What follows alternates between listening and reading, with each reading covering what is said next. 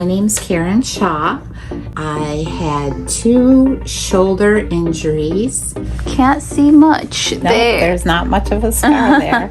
That's one. And this is the newer one.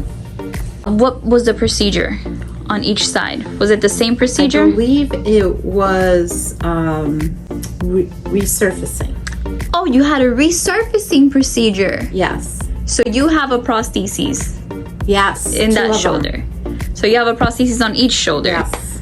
Oh, incredible. That makes your procedure and your range of motion so Yes. much more impressive. Yes. That's why he's like really excited whenever I come. He asks me to show my shoulders and do my tricks.